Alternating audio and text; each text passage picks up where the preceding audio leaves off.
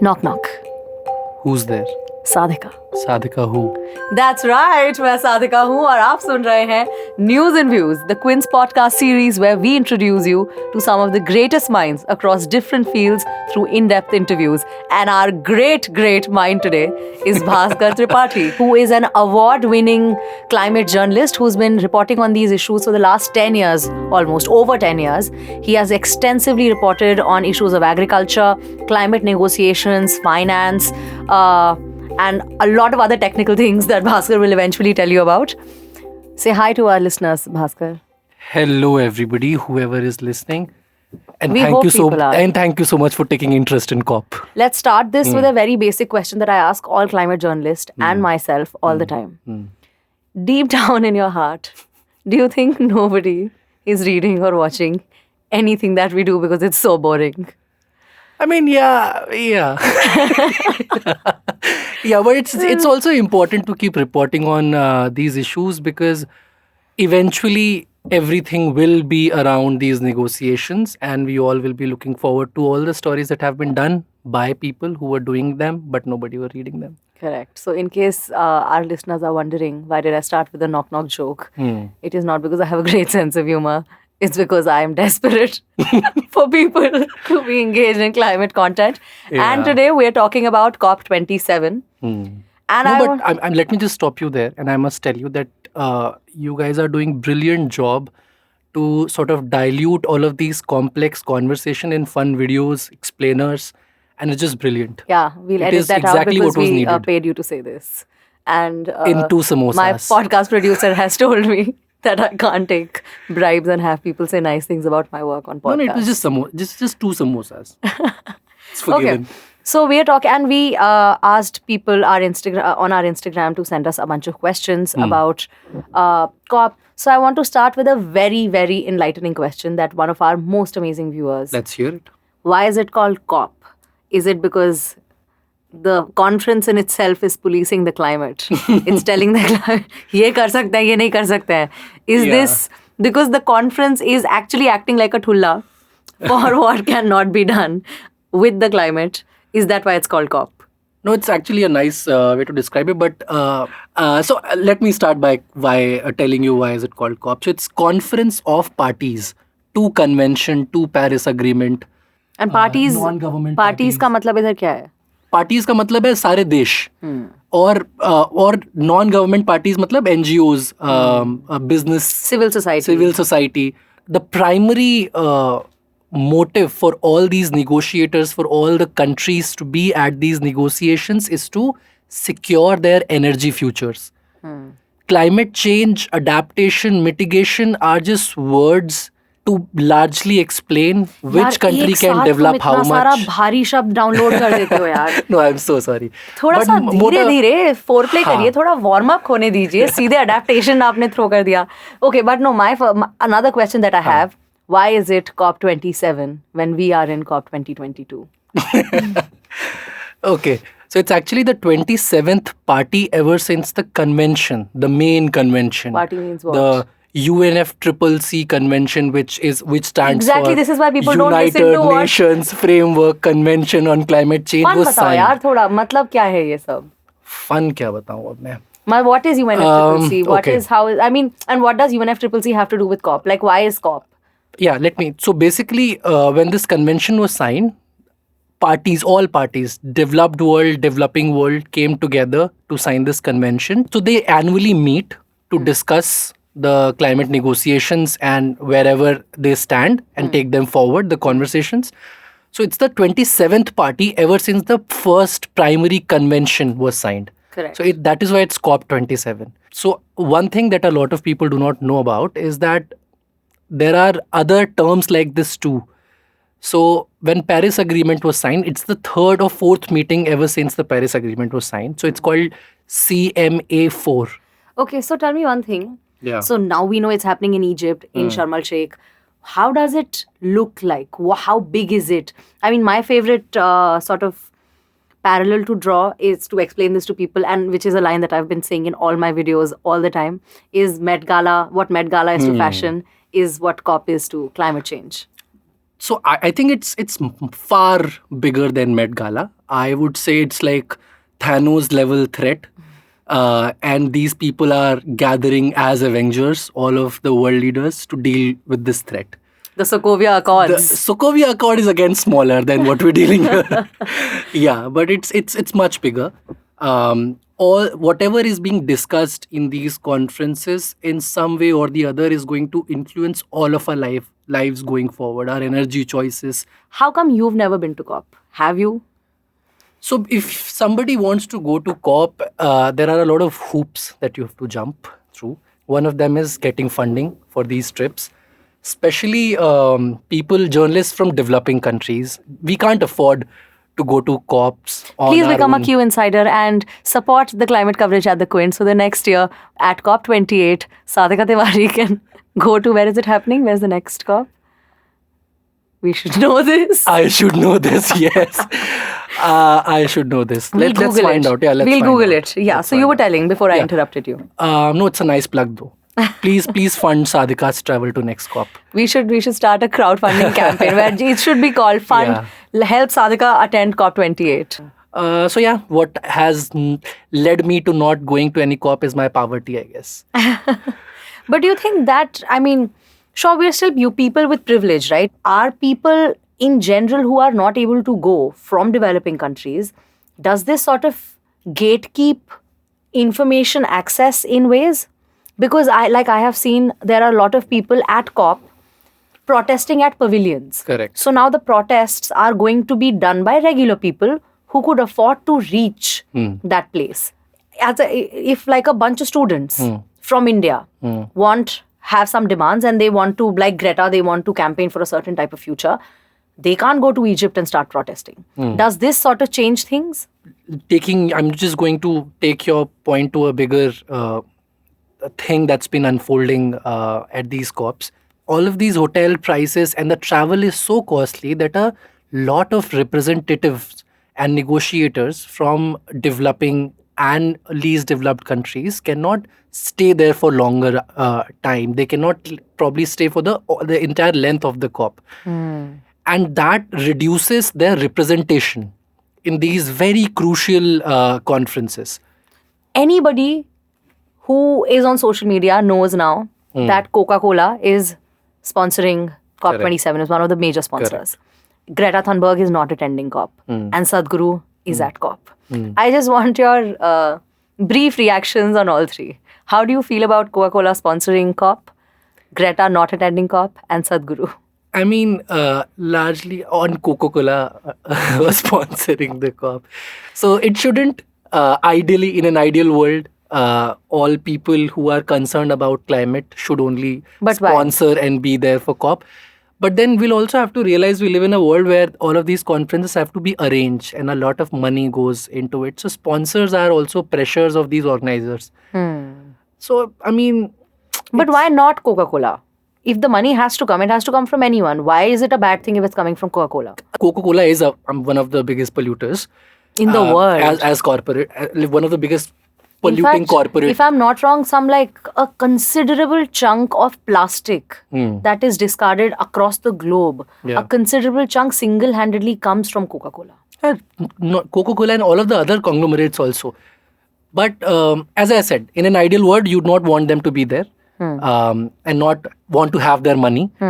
Having them on the table and still having these conversations and telling them that you need to reduce, you need to reduce your emission, your pollution, is also a good way to go about. But a huge event with thousands of people is also, I mean, it's received massive flack, right? The carbon footprint of the conference itself, the number of I mean, we see the story every year. The number of private jets that have flown in, how many people, I mean, just one person attending COP, their carbon footprint, I'm sure, can sustain at least like a poor child in a developing country for a good 6 months.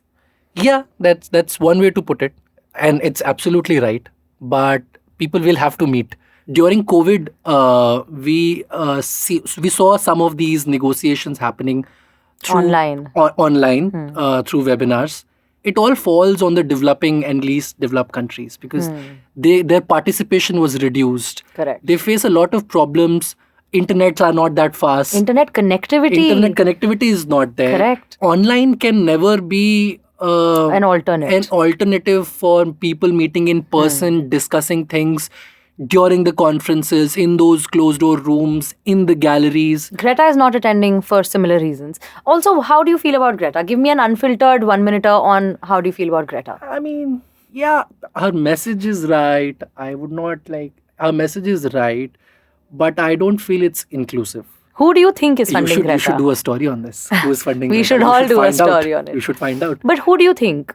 I mean, we all have tried. We have not done this story because it's difficult to do this story and to say something sort of conclusively. But who do you think is funding Greta? Okay, so I think, let me answer it like this. All good things are also opportunities for businesses.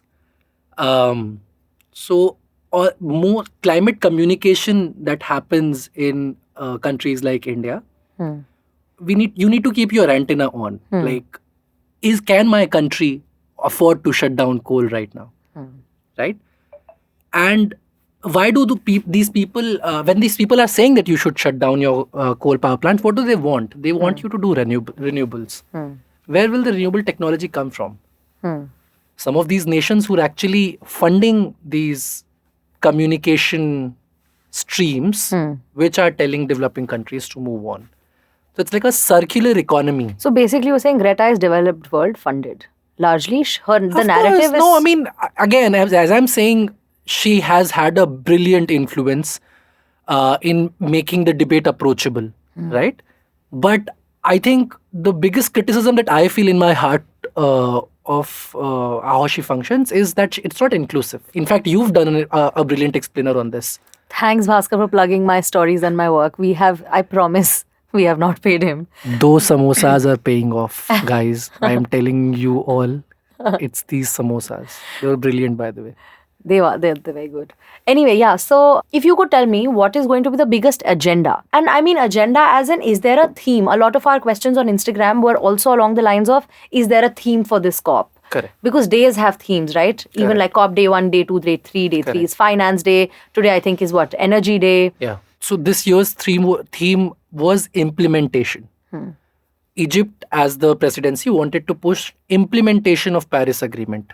Why Paris Agreement? Because Paris Agreement was signed in 2015, but it took next 4, 5 years, 6 years to develop a rule book.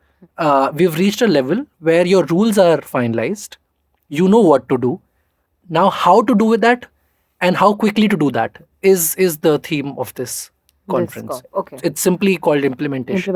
Oh, acha, and the host decides what. Oh, correct. So Egypt will decide this. I mean, has COP ever been hosted by a third world country so far? I think it has been.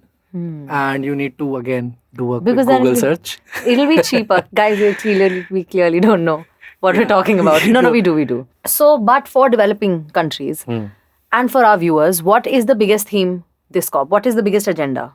Okay, so agendas are different for different parties.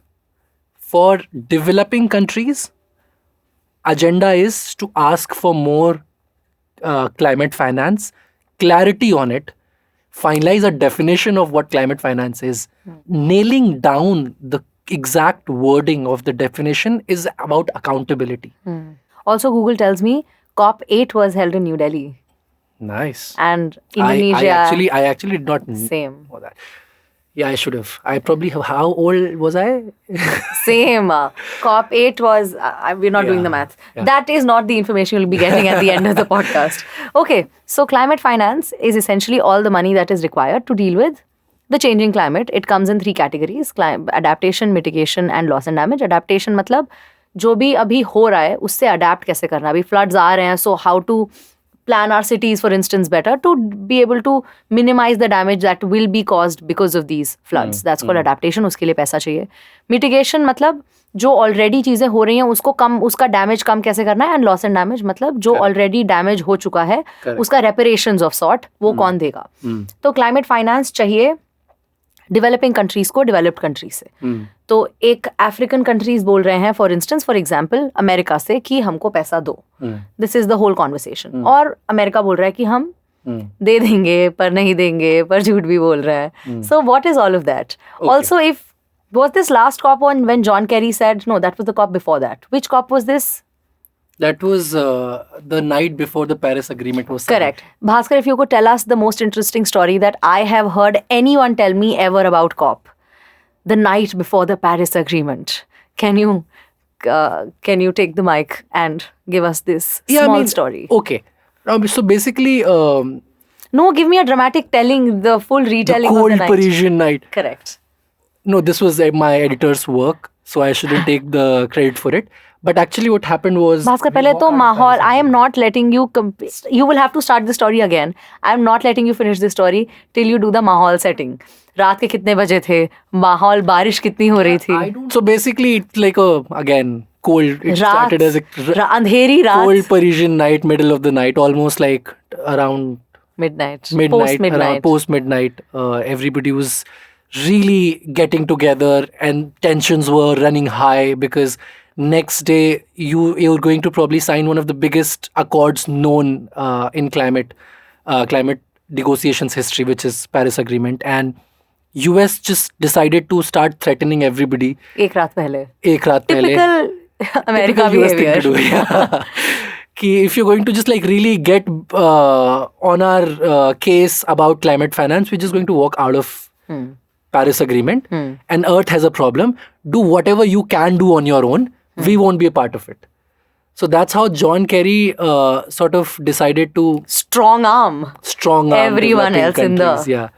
So that's the story. But so a lot of people actually do not know that when the convention was signed, it was decided that the industrialization process, the industrial revolutions of developed world, which are industrialized now already, they have developed their economies. Their journey so far has contributed to climate change, has caused climate change, not contributed, has caused climate change. So they are obligated to pay the money because to developing countries to polluters pay.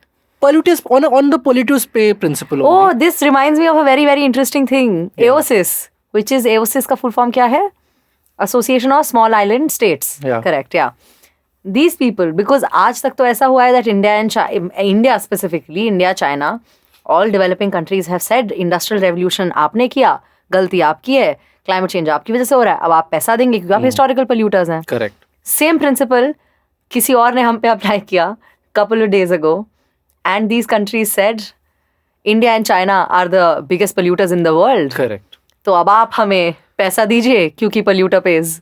अब developed world जो है उनको तो एक 2009 में उड़ता number आ गया that you need to contribute $100 billion every year until 2020, and this $100 billion became the number for climate finance, right?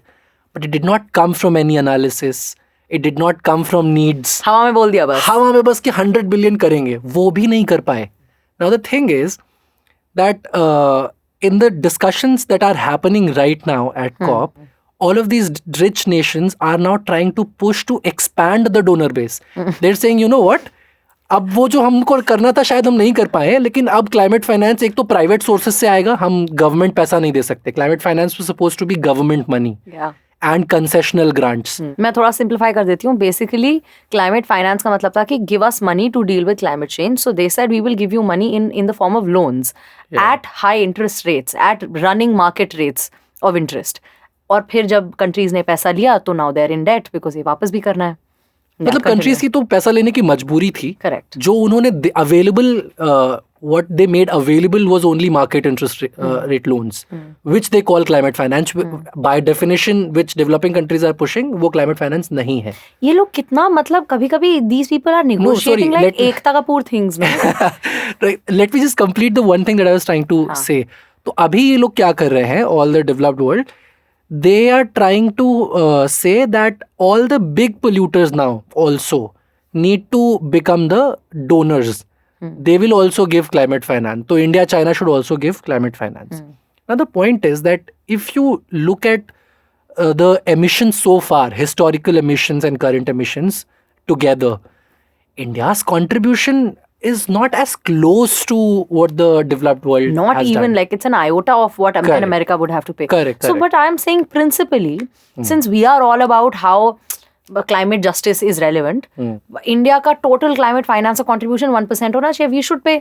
नहीं, वो सुनने में अच्छा लगता है पर ये होना नहीं चाहिए, क्योंकि these documents, these agreements, they pave way for generations to come. And calling who is the polluter is about climate justice and equity. India जिसने किया नहीं है पोल्यूशन, वो क्यों उस डॉक्यूमेंट में जाना चाहिए एज पोल्यूटर? तो हम कर रहे हैं ना, इतना नहीं कर रहे, अभी भी इतना नहीं कर रहे. और दूसरी बात ये है 10 साल में करने लगेंगे. दूसरी बात ये है कि अभी जितनी जनरेशन, अभी जितने लोगों को हमें पॉवर्टी से निकालना है, जितना इंफ्रास्ट्रक्चर हमें डेवलप करना है, हमें वो इक्विटी का बात ये नहीं होता है कि अब हम कर रहे हैं तो हम भी कर, अब हम क्योंकि हम पोल्यूट थोड़ा सा कर रहे हैं तो हम भी पैसा दे देंगे. इक्विटी का मतलब होता है कि हमारी ज़रूरतें क्या हैं, कि आपके पास एक कंबल है, एक कमरा है, एक कमरे में इन्फिनाइट ऑक्सीजन तो है नहीं, लिमिटेड ऑक्सीजन है. उसमें से 80% डेवलप्ड कंट्रीज ऑलरेडी कंज्यूम कर गए हैं अपने आप को डेवलप करने के चक्कर में. अब जो 20% बचा है, तो डेवलपिंग कंट्रीज जैसे इंडिया ये बोल रहा है कि भाई 20% ही बचा है, हमें तो अभी बहुत लोगों को पॉवर्टी से निकालना है, इंफ्रास्ट्रक्चर डेवलप करना है. कार्बन बजट का मतलब है the capacity, the remaining capacity that the world has. पूरे अर्थ का कार्बन एमिशंस का जो कैपेसिटी बचा हुआ है बिफोर इट क्रॉसेस 2 पॉइंट, वरना तो फिर भाई basically we are all eternally effed up. तो अभी हो परेशानी क्या है कि developed countries are still not stopping their emission. They were supposed to do net zero by 2030, but now they are saying we will do in mid century. Like I always say, क्यों करना है इनको pollute? क्या चाहिए इनको? Private jets. Why else do they have to pollute? Yeah, तो equity की बात जरूरी है, climate justice की बात जरूरी है, क्योंकि आप जबरदस्ती किसी का कॉलर पकड़ के नहीं कह सकते पैसा दो. Correct. So I will take a couple of more questions. By the way, a lot of questions on our Instagram reel are about where did I buy my earrings and my jacket and my skincare routine. That's a different podcast, guys. It's called my Instagram handle. Yeah. So Bhasker, a lot of our questions on Instagram are slightly repetitive and super simple. So let's do a Karan Johar rapid fire, and way to make it boring, I'll make it about climate change. So just quick answers. Make it fiery, make it rapid. What is the theme? What is the theme of COP27? Implementation. What is India's agenda at COP27? Climate finance, calling spade a spade, getting developed countries to finalize a definition. What is climate finance? Generally, what's perceived is all money that is going into activities which will stop further emission, help people adapting to all the damage that has been done, and the losses that cannot be adapted to. Loss and damage. Got it. What are loss and damages? Loss and damage are basically the changes in climate that has already happened which cannot be adapted to. And it is causing a lot of loss of lives and money in countries which can't afford to rebuild. So this money needs to come from developed world. Will COP27 be good for India? I mean, largely, I think what they're trying to ask is, will India gain anything out of this COP? What India is trying to push for is on like more clarity on climate finance and other processes. And I think it's successfully doing so. Got it. So these COPs do not really ensure that you will come with a pocket full of money. It's about processes. Got it. Will developed countries ever own up to their pollution and pay up? They will not. Most likely they will not. Realistically, how long before most of humanity dies because of climate change? 2050. We're already seeing the results of climate change. Intense floods, heat waves that have killed people. So we will be here to see the end of the world, if you want to call it. Are we all doomed? Let's try and cling to the hope that we might be able to. I don't know. Maybe metaphorically, existentially, we might be as a generation. Yeah. Anyway, sorry. Any particular amount dedicated to fight climate change? $100 billion is one number, which has not come from any assessment. तो थोड़ा ये भी बता दो, $100 billion कब से कब तक कितने टाइम में कौन किसको देगा, सबको मिलना चाहिए, all countries या collective pool? थोड़ा सा सारे developed countries को मिलके 2010-12 से शुरू करके 2020 तक हर साल $100 बिलियन देने थे. वो ये नंबर पहुंच ही नहीं पाए. कितना दिया है इन लोगों ने मिलजुल के? मैक्सिमम 2020 में जो पहुंचे थे around 80. Never been able to touch that number. Some year 30 billion, some year 20. But the devil lies in details. Out of this $80 billion, organizations like Oxfam tell you that only 30 or 40% of it is actually climate finance. बाकी सब वही loan, बाकी सब loan वगैरह है, वो तो कहीं से भी मिल जाता. मतलब एक बड़ी सिंपल सी कहावत बचपन से हमने सुनी है, ऊंट के मुंह में जीरा. Because the need, actually जो पहला assessment हुआ, the needs assessment report that came, which actually went in detail to see how much money does all developing countries need. And the number is in trillions of dollars every year until 2030. So 100 billion doesn't cut it. At all. At all. Clearly, India should not be paying. I'm more convinced. Are COP27 peeps helping India with stubble burning and waste to energy acceleration?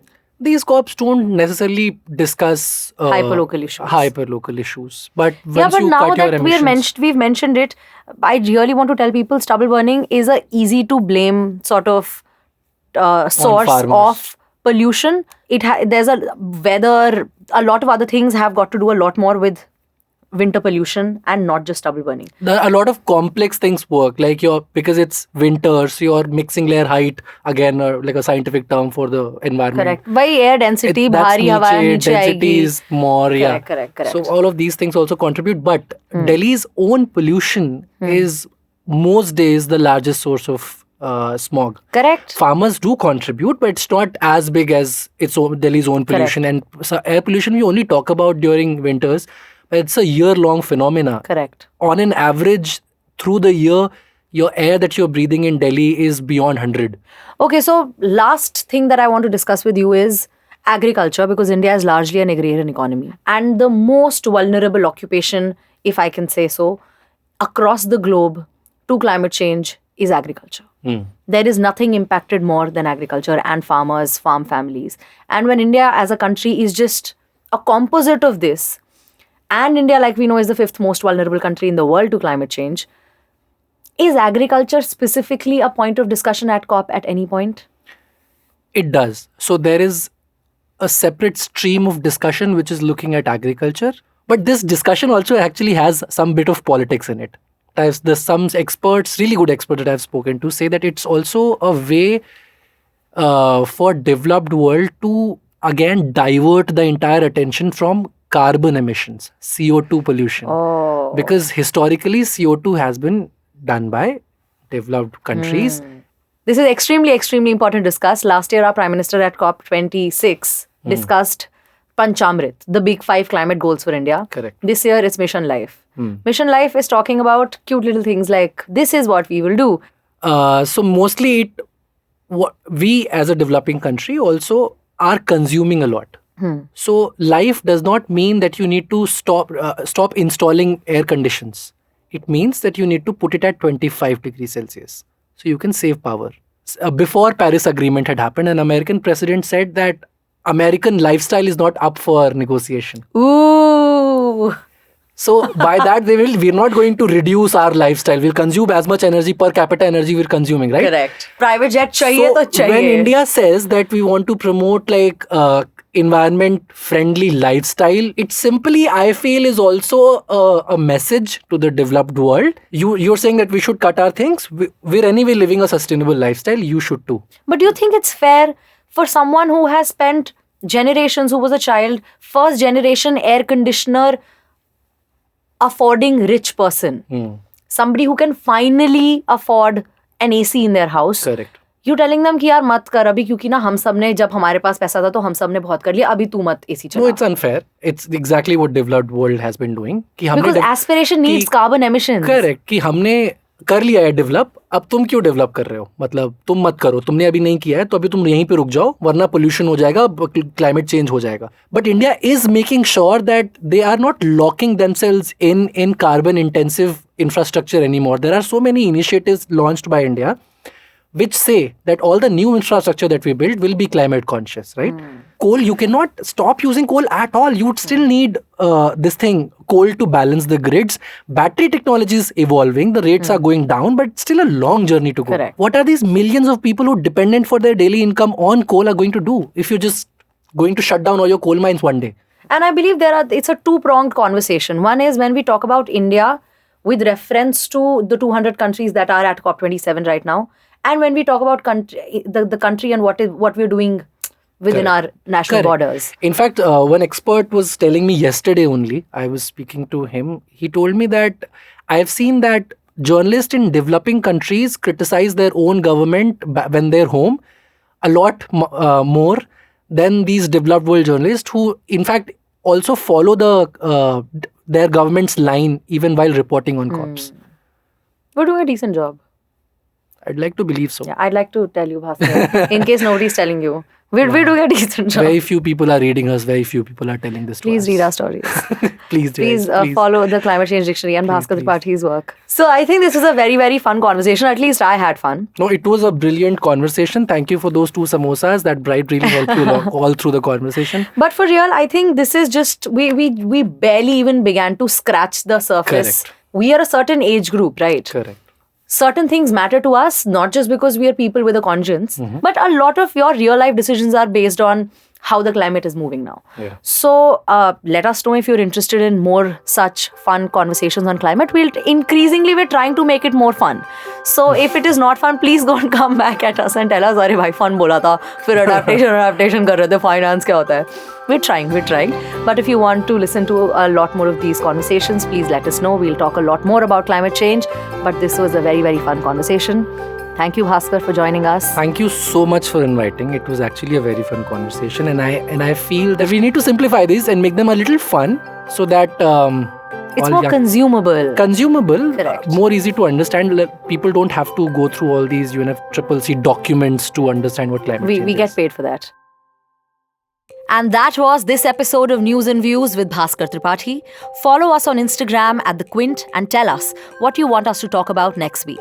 And check out our website, thequint.com, for more groundbreaking reports and videos.